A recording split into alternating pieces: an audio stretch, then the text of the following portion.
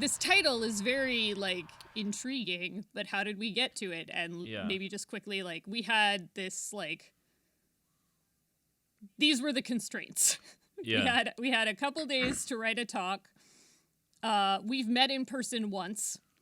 No, twice. We were tasked with something that kind of bridged our respective practices and put them in dialogue with each other. And the thing we landed on as a sort of point of convergence was alchemy. I do kind of want to introduce this idea of, like, sort of alchemy and time-space stuff. Because that was also sort of the moment in our first conversation that seemed to really, like, make a bunch of threads connect. Mircea Eliade, and I don't know if that's how his name is actually pronounced, who's a sort of medieval historian, wrote this book called The Forge and the Crucible, The Origins and Structures of Alchemy, that makes the argument that alchemy, while it's sort of derided as this sort of precursor to chemistry and, like, oh, they just didn't understand yet, and, like, it's, like, a little bit stupid, he argues that it's, like, the ideological foundations of alchemy are actually deeply part of Enlightenment thinking. And he makes this argument based on the fact that alchemy, the like, intellectual foundation of alchemy lies in the idea that, like, not only it's like knowing the workings of the natural world is an act of sort of devotional faith, and improving upon nature's workings is like a duty to God, and the working of these like the transformation of nature, a huge part of that transformation is conquering time, right? Is saying, you know, is being able to free nature from the laws of time, right?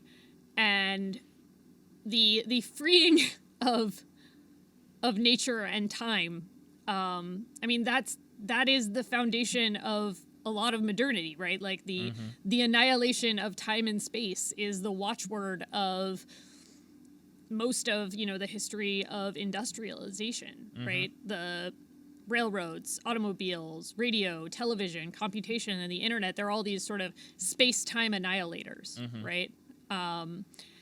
And yeah, I think there is that alchemical foundation is carrying it. I think there's something really useful about thinking about a lot of what's taken as, like, rational, you know, progressive thought, right? The sort of, like, capital S science is still kind of about doing that, is about, like, conquering nature and time kind of for God. There's a way to transition that I'm not quite getting yet, but, like, transitioning to this weird Bitcoin cosmology that is increasingly about aligning oneself through, like, intense faith with the laws of thermodynamics, and how, like, monetary Bitcoin's quote unquote monetary superiority is, like, you know, being guaranteed by physics, is, you know, is taking on this hyper religious cosmology that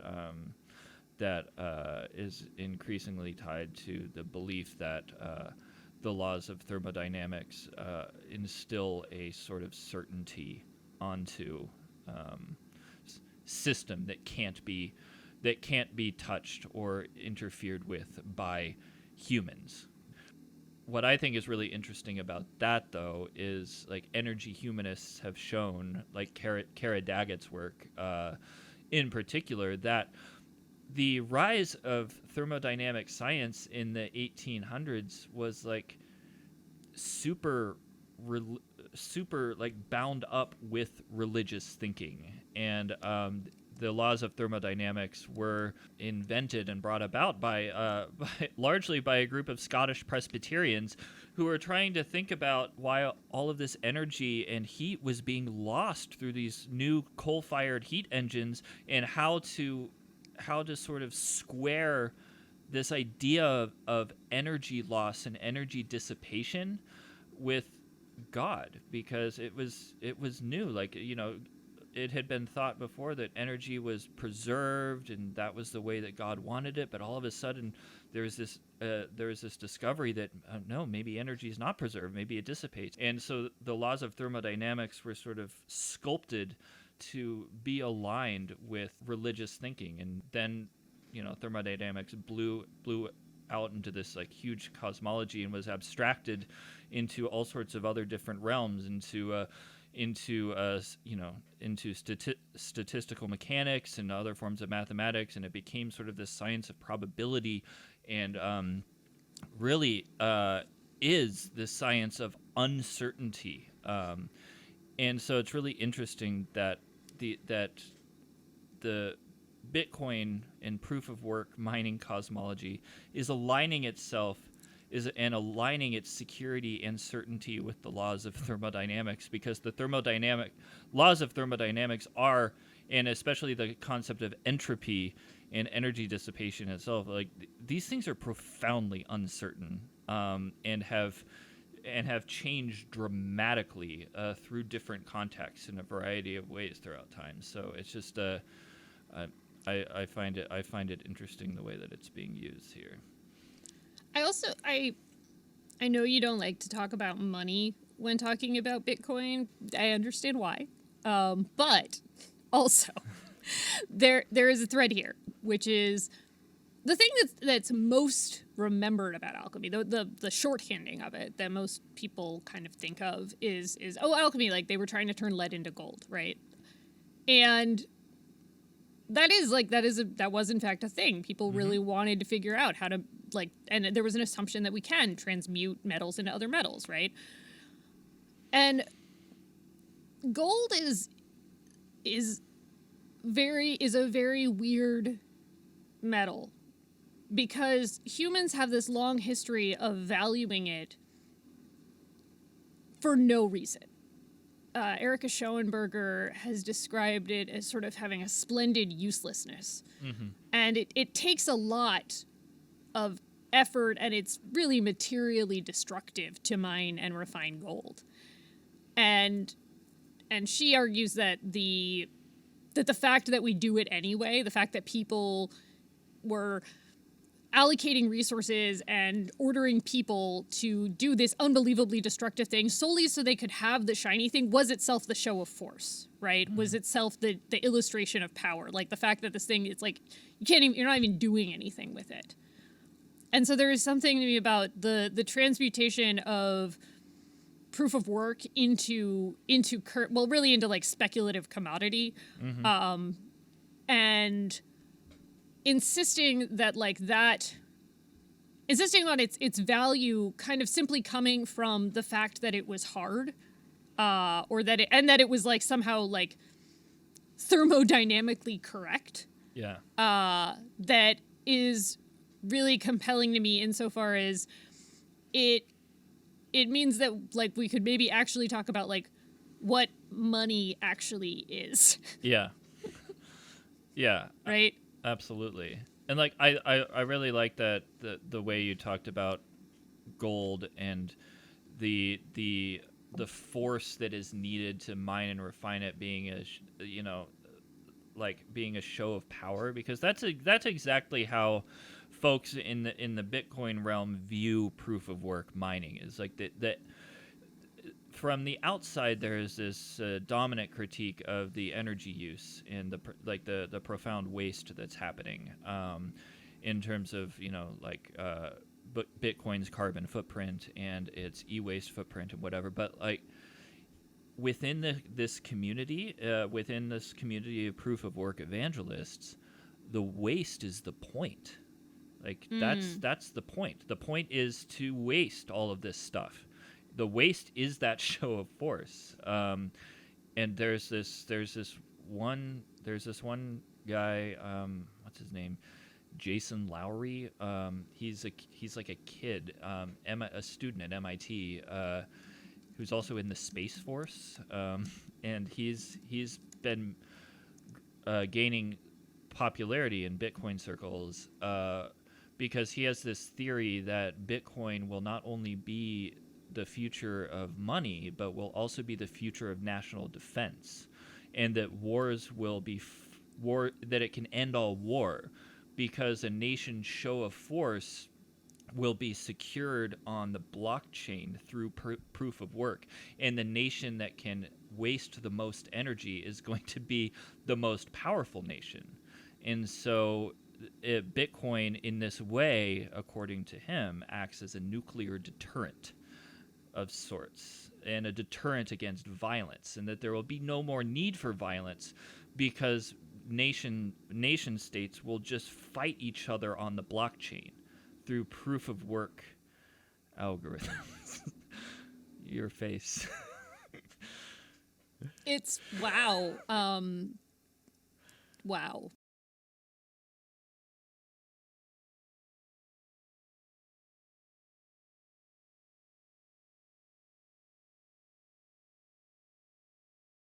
So, like, for me, Alchemy it's kind of about making people laugh, honestly. Like there is something I find like magic is a very good disarming technique when trying to engage people in stuff, because people don't take magic seriously, even though magic is very serious. Yes. And I think that there is something really comical about taking the intensity of Silicon Valley culture and like internet history and stuff and pushing that to the like occultist extreme that is already kind of latent in most of the systems. I mean the one of the most like well-known textbooks on like compiler writing has like a dragon on the cover, and there's all this sort of like, like rhetoric around magic from very early in computer history and especially present now, right? And pushing that stuff to its extreme, kind of like in that project I did with Meredith, where we sort of rewrote computer and internet history to be like a 16th century spell book replete with like sigils and stuff, was kind of trying to demonstrate that like it's not actually all that different from occultism, both materially and intellectually, that like at the end of the day, tech is a cosmology. And these titans of industry who pride themselves on like innovation and being the cleverest are really like just boys who wish they were wizards, right? Like there's a lot of stuff that's really just about like control and power.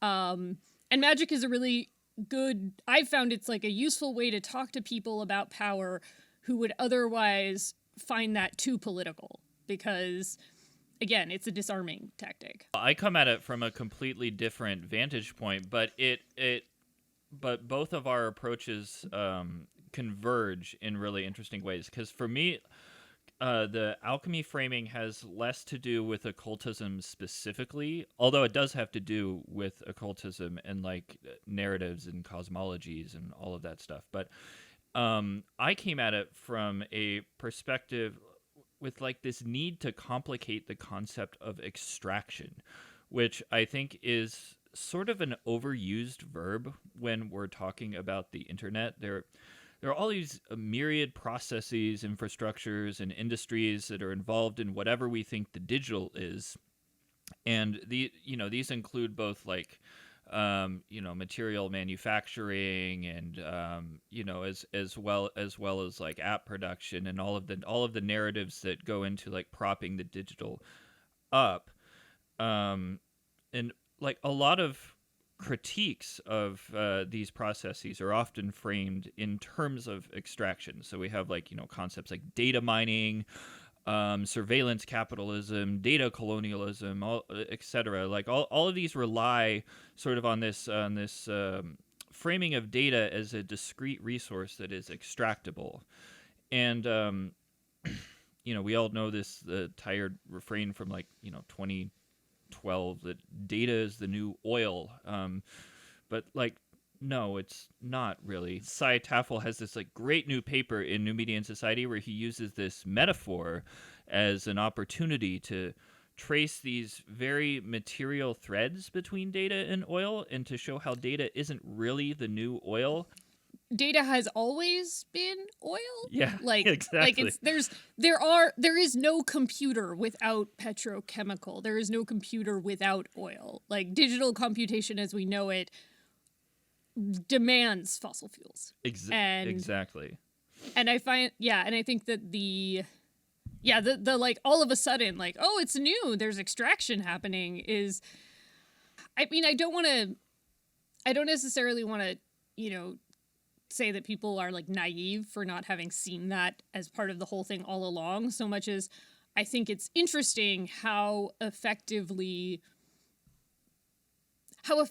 that extractive foundation and reality is glossed over. Yeah, absolutely. But like we could like go down this rabbit hole forever, but like so back to sort of like the connection between alchemy and extraction, or the move from extraction to alchemy. When I started researching cryptocurrency mining and cryptocurrency mining infrastructures, and started to research like what was actually going on the ground, I got frustrated with how mining didn't act like the metaphor of mining didn't actually reflect what was happening. And so I wanted a way to talk about all of the weird relationships and infrastructural dependencies that are required to mine cryptocurrency. And for me, the mining is like the idea of mining. It's this story that is told about what Bitcoin and all these other cryptocurrencies are, but that it doesn't really reflect what's going on. So this required moving beyond extraction as an idea, and cryptocurrency as this like discrete resource that exists in some way and then is like retrieved from somewhere. Rather, I came to see it as this articulation of a complex process in which extraction, and including actual resource extraction, of energy and what have you, extraction is deeply involved, but it's not the only thing going on. And so this is sort of where alchemy came in. And it's and my idea for alchemy, where like the spark came when I read work by Jason Pine about his work that sort of framed meth production in the United States Midwest as late industrial alchemy. And I'm like, well, that's sort of what's going on with that's sort of analogous to what's going on with cryptocurrency mining. It's a process largely dependent on extraction, but which refers to more of a mixing of different extracted stuff through like thermodynamics, magic, or just like these blind laser-eyed ideologies in search of like these new frontiers of value. I mean, I think that makes a lot of sense, and I think that like I think it is very hard to get away from the extractive frame, right? Partly because like there is actually a lot of extraction going on. Thinking about sort of what alchemy does, or how it's useful for our respective practices. What it does is it's a way to kind of get past just looking at, oh, can you hear the construction already? No, I can't. Oh, wow. I can't hear it at all. All right. Maybe the mic might be, we'll see. But so maybe the thing that alchemy offers is a way to get past just looking at extraction for its own sake, and looking more at the narratives and systems and like to what end extraction facilitates and enables and produces, right? How the constituent parts come together, how extraction itself is intertwined with financial abstraction and infrastructure and means of production and narrative.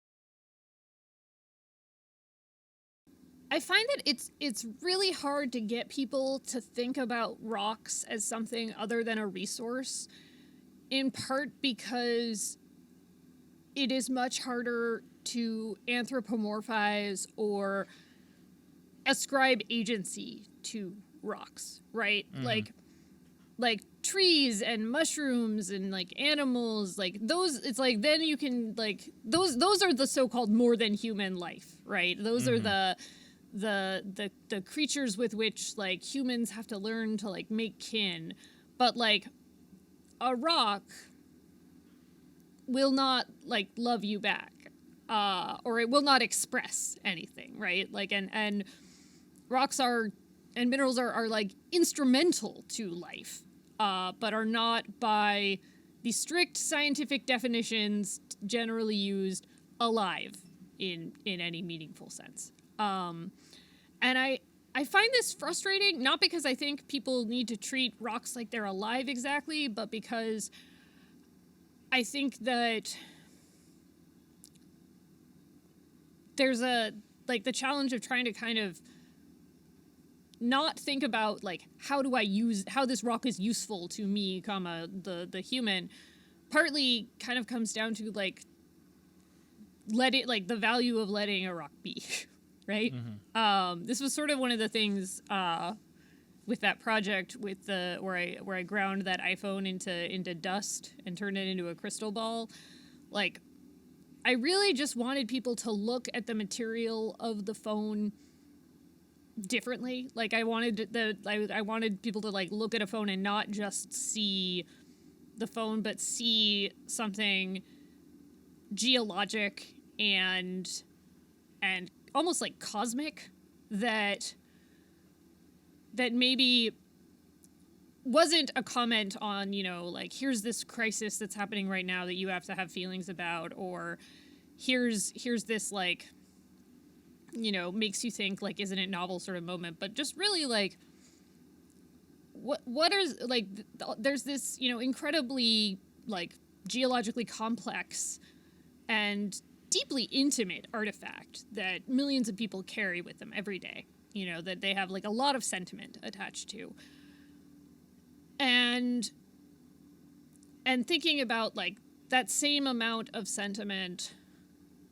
as ascribed to rocks themselves, right? Think about extraction. It's like this largely linear process. There's like a linear verticality to it, and extraction also, as a concept, gestures to a coming apart or a separating. But this isn't really the only thing going on. It's not the only story being told. It's like a central part of the story. But there are many other non-linear mixings and combinations happening between infrastructures, energies, and ideologies on multiple scales. And it's thinking about it linearly, like this thing exists here and is extracted and moves to this space. It doesn't quite map on well enough to what's going on here. What also I think gets people kind of caught up in the extractive frame and the extractive narrative is there is just so much bad, right? Like, there are a lot of, and there is a kind of sense of urgency and a need to like help and fix that takes hold. And I think that the impulse to sort of treat this as the impulse to treat like planetary scale systems of like extraction and control and movement of capital as an issue between the consumer and a child they will never meet in a country they will never go to is really dangerous, because it's like, it means that you're solving a problem for someone's personal comfort and you're not actually addressing the systemic condition. I've been reading and like rereading Max Liboiron's Pollution is Colonialism, which is just a mind-bending, like paradigm-shifting book. And one thing the book does really well is sort of trouble the idea of the resource and like resource thinking, and illustrating how the very idea of a resource presupposes unidirectional movement. So that like when you start thinking in terms of resources, you're already it's already over, because you're already thinking in this unidirectional way, that a resource is something that moves from one place to another, for the purpose of commodification, right? And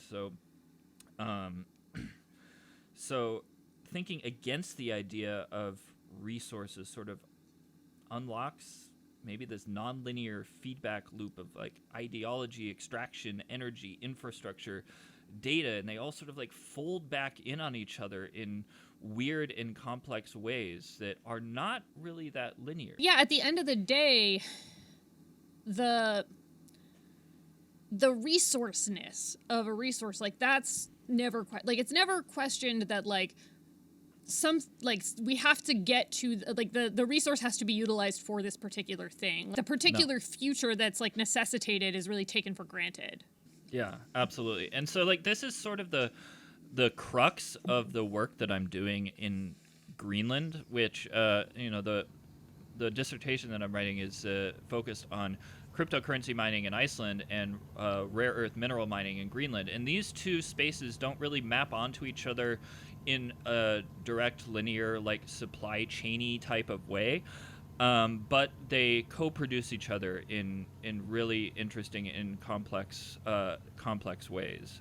I'm studying in Greenland this extraction that hasn't really taken place. There's a rush for minerals that's happening, but like actual physical extraction hasn't really happened yet, but is being prefigured to happen because of the need for all of these minerals, for some sort of like vague chrome washed vision of the future that like these mining companies are selling to both local communities and the international community, as well as like, I don't know, they'll run these adverts that juxtapose cows running through green fields with random stock footage of like high technology, like numbers and data centers and all of this random stuff, and that Greenland can be essential or a central part of providing the minerals to power this future of high technology, but that will also allow cows to like roam through pastures and whatever.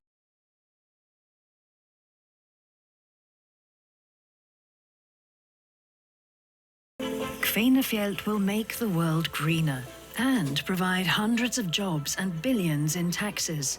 The melting ice in Greenland is an iconic visible sign of global climate change.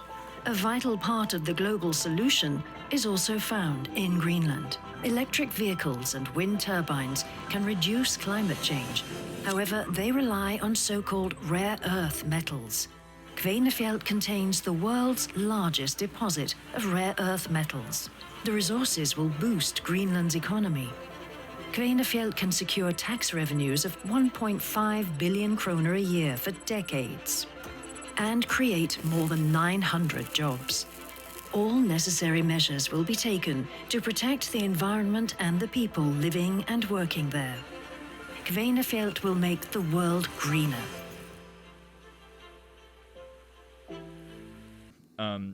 But Greenland, right now, it currently only has two active mines, a gold mine and a ruby mine. But over 120 exploration licenses have been filed in the last decade, including a couple by a company co-owned by Jeff Bezos and Bill Gates, and like all these folks are getting into Greenland. And so, like, many of these have been filed just the last couple of years. And most of these prospective mines are intending to mine battery metals like nickel and graphite, and rare earths as well for permanent magnets and other digital and energy tech, like solar panels and what have you.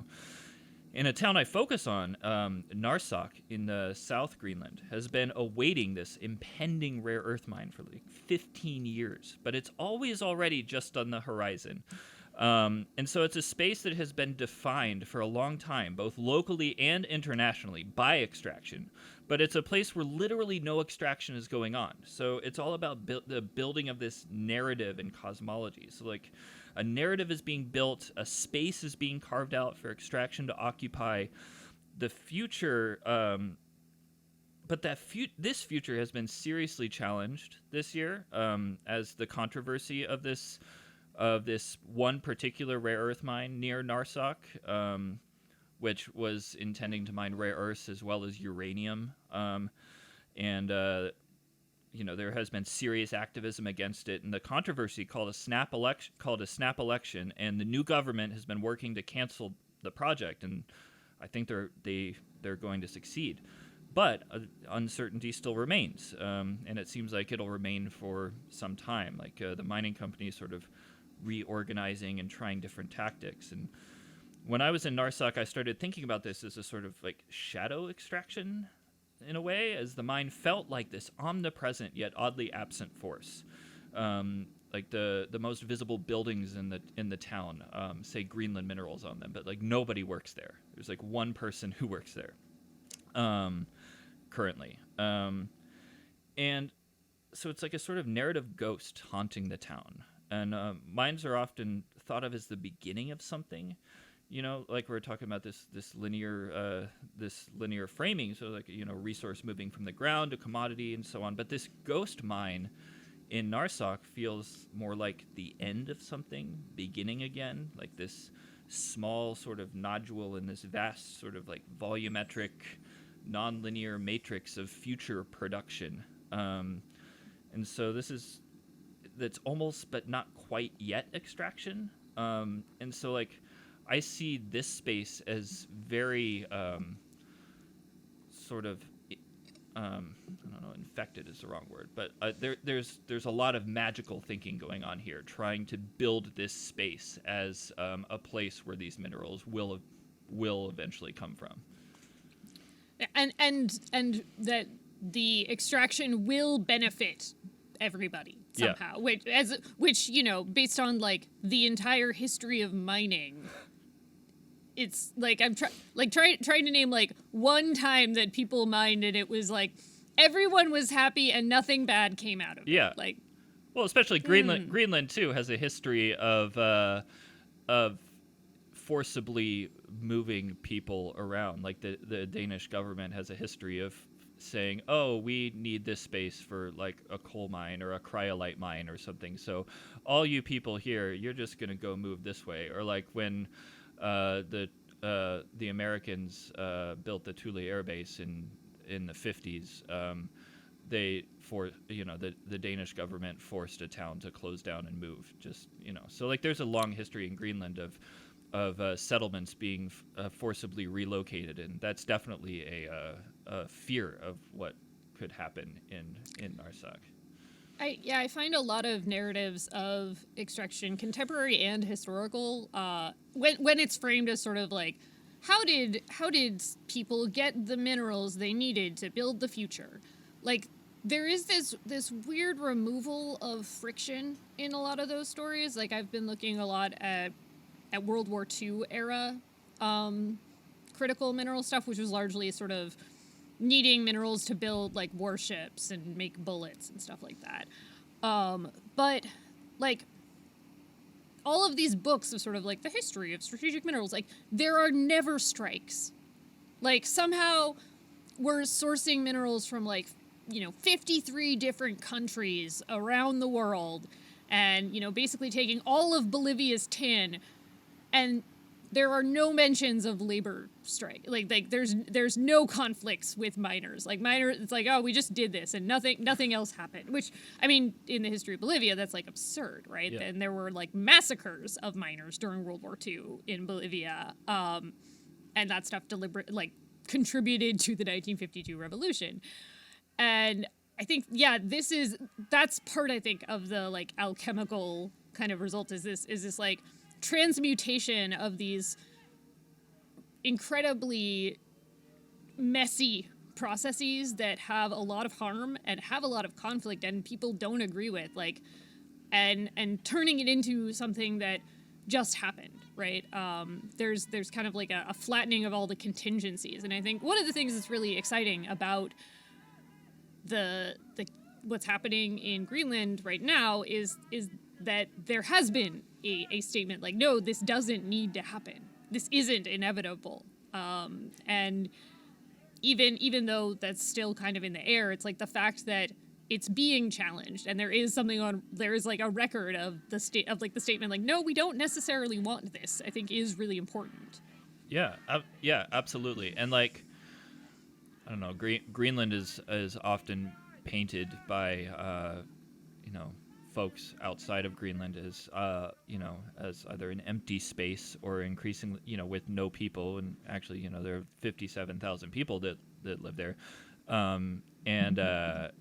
or increasingly the last frontier for mineral extraction or whatever. But this win in Greenland is really, really huge, because it shows that this small majority indigenous country that is often painted as an empty space has the power to challenge not only one multinational mining company but many. Like, after there was a new government just passed a zero tolerance on uranium extraction policy, and a French company that was seeking an exploitation license for uranium just pulled out too. So like, there are multiple mining companies that the government is currently challenging, and so they're challenging not only these companies but also an international media machine that has for years painted this outcome as inevitable. Oh, Greenland, in order to move forward, needs to mine these metals in order to break away from colonialism or whatever. But like, this new government and this new this new activist contingent, it's not really new, but like, this activist contingent in Greenland is showing that like, there are other possible futures that are unwritten. And so if Greenland can do this, my question is, what other resistances in other places are possible, I mean, Greenland also, has some other things going for it, like a representative democracy that seemingly functions, right?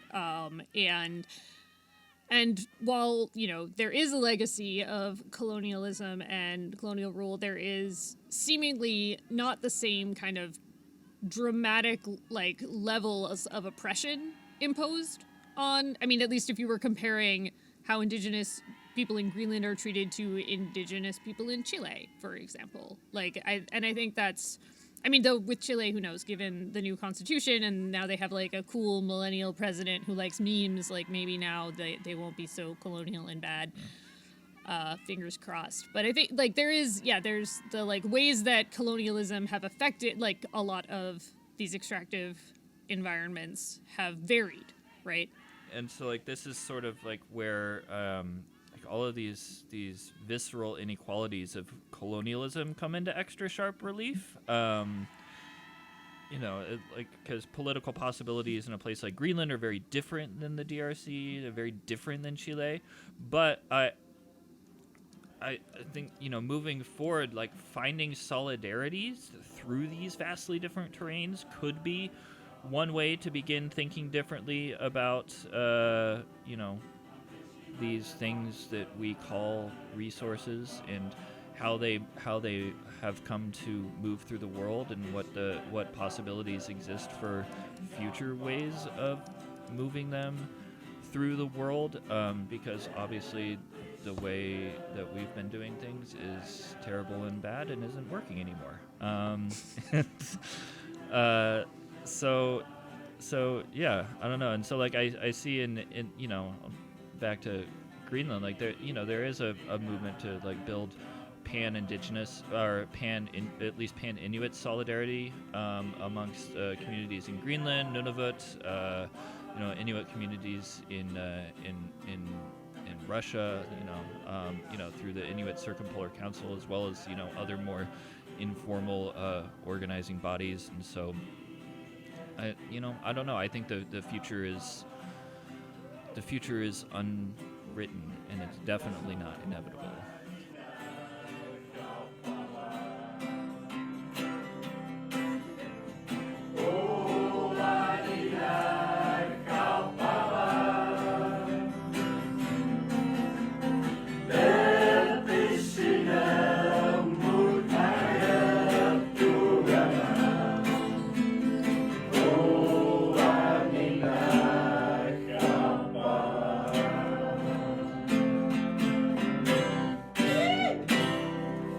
Hey!